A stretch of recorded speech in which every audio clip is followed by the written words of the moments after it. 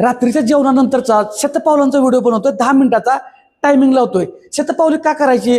तर आपण रात्री जेवलो की लगेच एकाच ठिकाणी बसतोय, लगेच झोप सुंदर जातोय आणि त्याच्यामुळं आपलं वजन वाढतंय, फॅट सुटत्या, पोट सुटतंय, हे आपल्याला माहीतच नाही.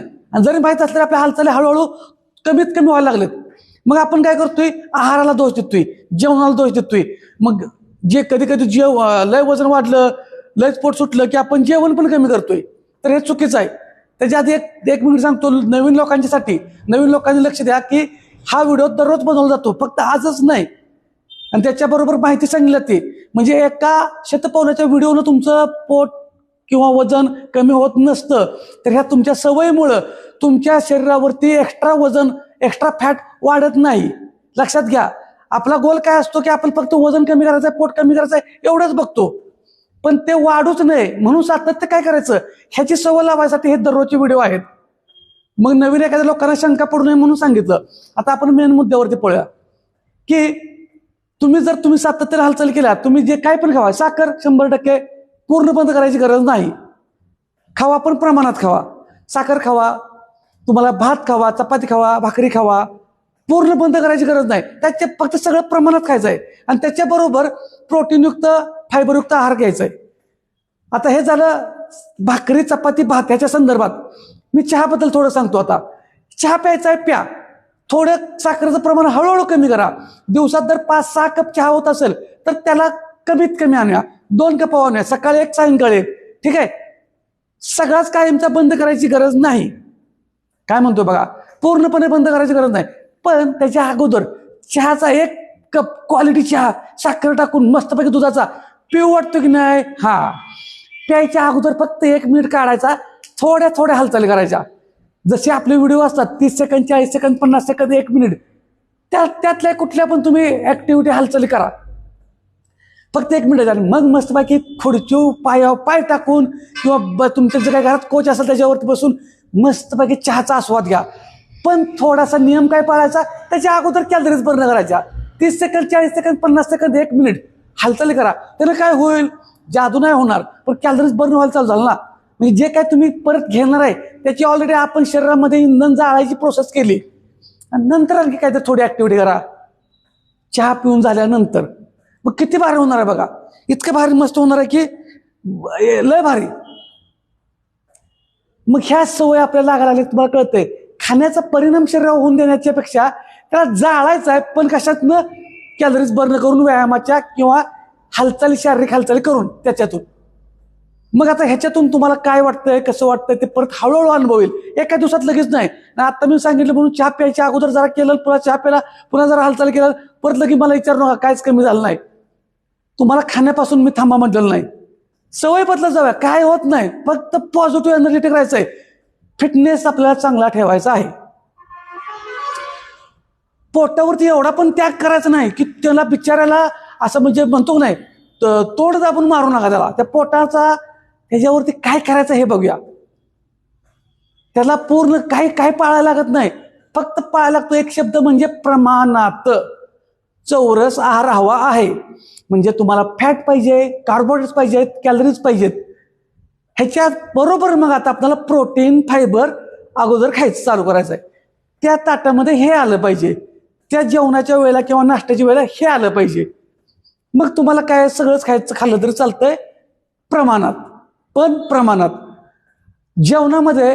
आता आपण नॉनव्हेज खात असेल, आता प्रोटीन काय कशातून मिळतं ते सांगतो. चिकन, मासं, अंडी. नॉनव्हेज खाणाऱ्यांसाठी अगोदर आहे का, चिकन, मासं, अंडी. पण ह्याच्यात आपण काय चुकतंय? चिकन खाल्लं तर 4च फोडी, रस्सा मात्र 3-4 वाटी खाल्ल्या, पेल्या का कुस्करून खाल्लं हेच लक्षात येत नाही. पुन्हा म्हणतोय आपण माझं वजन चिकननं वाढतं. चिकननं नाही, त्या रश्श्यानं, त्या मसाल्यानं, त्या तेलावर रश्श्यावर असताना कट त्यानं वाढतं. काय वेळा चिकन आपण काय बोलतो, चिकन घेतो, चिकनमध्ये 4-5 फोडी असतात, त्याच्यामध्ये असं झणझणीत असं ग्रेव्ही असतंय, पीस शोधून सापडत नाहीत, पण त्याच्यामध्ये मसाला खतरनाक असतोय. त्याच्यावर मात्र आपण बोटांना कलर जाईपर्यंत ओढतोय आणि पुन्हा म्हणतोय माझं वजन काय कमी होत नाही. प्रोटीन त्या पीसमध्ये आहे, चिकन, मासं, अंडी. आता मग हे गणित कसं बसवायचं? तर कमीत कमी रस्सा, कमीत कमी मसाला. ह्याच्याबरोबर भाकरी खावा, भात खावा, चपाती खावा, चालतंय. पण बऱ्याच वेळा मग काय म्हणतो आपण, मग बिर्याणी चालते का? हो, 100% बिर्याणी पण चालते. पण बिर्याणी कशी असते हो, 1 किलो 1.5 किलो सगळ्या कुटुंबाला भात बनवता आणि त्याच्यात मात्र पावशेर आणि लईतल्या अर्धा किलो चिकनच्या फोडी त्या पण सापडल्या तर मग भाताची क्वांटिटी पोटात जास्त गेली ना आपल्या, तर काय करायचं आपल्याला, 150 ग्रॅम म्हणजे त्याचं क्वांटिटी 100 ग्रॅम चिकनला 25 ग्रॅम प्रोटीन मिळणार आहे. 100 ग्रॅम चिकनला मग ते प्रमाणात त्याला कसा बॅलन्स करता येईल कमी करा. जास्त हेवी राईस खात बसू नका. चिकन घ्या, राईस घ्या आणि त्याच्याबरोबर सॅलड घ्या. काकडी, टोमॅटो, बीट, गाजर जे काय कच्चं खाता येईल ते हे त्याच्याबरोबर घ्यायचं आहे. म्हणजे फायबर झालं, प्रोटीन झालं, कार्बोहायड्रेट्स आणि कॅलरीज पण आल्या. हे गणित ठेवायचं लक्षात. आता मांसाहारी लोकांना बाजूला घेऊया आपण, आता शाकाहारी लोकांना घेऊया. शाकाहारी लोकांनी काय करायचं आहे, सगळी जेवढी काय आपल्याकडे कडधान्य आहेत, डाळी आहेत त्या, मग कडधान्यानं काय होतं सांगतो तुम्हाला.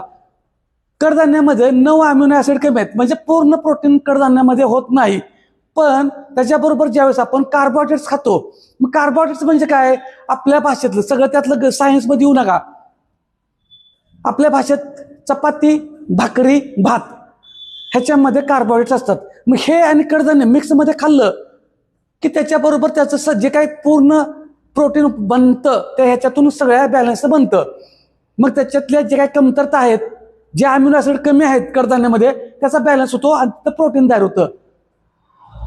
मग त्याच्याबरोबर आपण फायबर घ्यायचं, काकडी, टोमॅटो, बीट, गाजर हे, त्याच्यामध्ये थोडासा चवीपुरता लिंबू पिळायचा आणि शक्य असेल तर थोडंसं तूप घेतलं तरी चालतं. पूर्वी बघा माणसं वरण, भात, तूप, लिंबू पिळून खायची.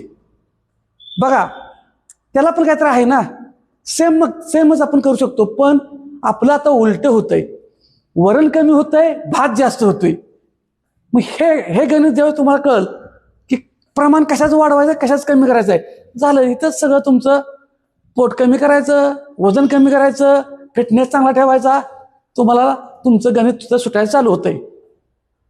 आता हे जेवणात झालं. मग तुम्ही 2 टाइम खाताय, 4 टाइम खाताय, 5 टाइम खाताय का दर 2-2.5 तासाने खाताय, हा तुमच्या बॉडीशी संलग्नित विषय आहे. तुमच्या बॉडीला काय सूट होतंय ते तुम्ही करून खाऊ शकता. फक्त गणित एकच आहे, मसल लॉस होऊ नये म्हणून प्रोटीन खूप गरजेचं आहे. मसल लॉस होऊ नये म्हणून. मसल म्हणजे बॉडी बिल्डरचा मसल का? नाही, अजिबात काय संबंध नाही. बॉडी बिल्डरच्या मसलचा संबंध नाही या ठिकाणी. आपल्या हाडापासून जो मांसल भाग आहे त्याची स्ट्रेंथ वाढली पाहिजे. कारण जसं जसं बघा आपल्या 4थी-5वीच्या पुस्तकापासून पहिल्यापासून आपण शिकत आलोय, हाडं ठिसूळ बनण्याची कारणं, प्रथिनांचा म्हणजे काय त्याचा रोल असतो, त्यावेळेसपासून आपल्या पुस्तकात दिलेलं आहे. प्रथिनांचं कार्य म्हणजे तुमची हाडं ठिसूळ होऊ नयेत म्हणून काय करायचं, मग त्या मसलची ताकद वाढली पाहिजे, स्नायूंची ताकद वाढली पाहिजे. त्याच्यासाठी काम मसल बिल्डचं काम करतं प्रोटीन. म्हणजे प्रोटीन फक्त बॉडी बिल्डरवाल्यांना खायचं असं नाही. मग मी घरातलं सांगतोय, हे बाकीचं नाही. बॉडी बिल्डर प्रोटीन पण खातात आणि त्यांना स्टेज शो करायचा असतो, त्यामुळे त्यांना थोडंसं बाहेरचं वेगळं पण घ्यावं लागतं. तो त्यांचा प्रश्न आहे, त्या विषयावरती आपल्याला इथं बोलायचं नाही.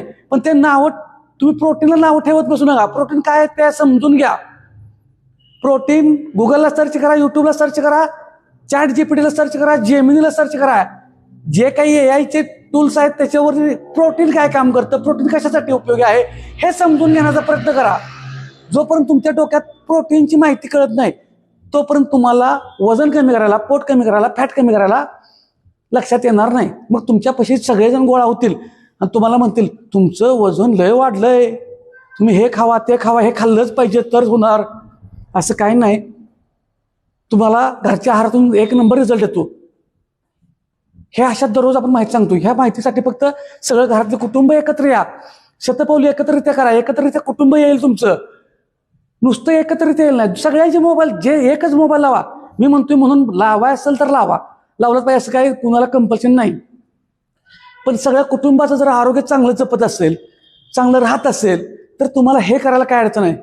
आणि ह्याच्यामध्ये मी काय तुम्हाला कुठं वेगळा धाबडधिंगाणा घातला का नाही, ह्याच्यामुळे माहिती पण कळेल. आपल्या मुलांना पण सोबत घ्या, सगळ्या घरातल्या महिला भगिनींना घ्या, सगळ्यांनी एकत्र या. बघा स्मार्ट टीव्ही असेल तर स्मार्ट टीव्हीवरती लावा, सगळ्यांनी 10 मिनिटं वेळ काढा, एकत्रित चाला, एकमेकाच्या हातात हात द्या. ती फ्रिक्वेन्सी तुमच्यात पाहून सगळ्यांचं हेल्दी राहण्याचं अफर्मेशन होईल, फ्रिक्वेन्सी एकत्र येईल. पण द्या, वेळ द्या स्वतःला, कुटुंबाला, त्या निमित्तानं तरी वेळ द्या. रात्रीचं जेवण सोबत एकत्र करा सगळ्या कुटुंबानं. तर आपला हा 10 मिनिटाचा आजचा व्हिडिओ झालेला आहे आणि आपल्या सगळ्यांचा आभारी आहे. तुम्ही हळूहळू, आता बरेच जणांचं कमेंट बघतोय, बऱ्याच जणांचे व्ह्यूज बघतोय, फॉलोअर्स बघतोय, की म्हणजे तुम्ही फॉलो करताय म्हणजे तुम्ही व्यायामाला सुरुवात केली. ह्याच्यातून हे तर लक्षात येतंय तुम्हाला कुठं काय अडचण पडेल तिथं मी आहेच. आणि दुसरी गोष्ट, अजून मोठा व्हिडिओ आपल्याला जर इथं अपलोड करता येत नाही, बघितलंच विषय बऱ्याच वेळा, त्याच्यासाठी आपण एक रॉयल फिट नावाचं ॲप्लिकेशन केलंय ऑनलाईन बॅच घ्यायला. सकाळी 5:15 उद्यापासून बॅच चालू होते. रॉयल फिट नावाचं, तर त्याची फी 10 रुपये दिवसाची असेल. त्या पैशासाठी आपण ऑनलाईन चालू केलेलं नाही. ज्यांना मोठा व्यायाम करायचा आहे म्हणजे मोठ्या व्हिडिओमध्ये, त्यांनी तिथं जॉईन व्हा. तुम्ही जॉईन झालात तरी पण आणि नाही झालात तरी पण हे व्हिडिओ असणारच आहेत.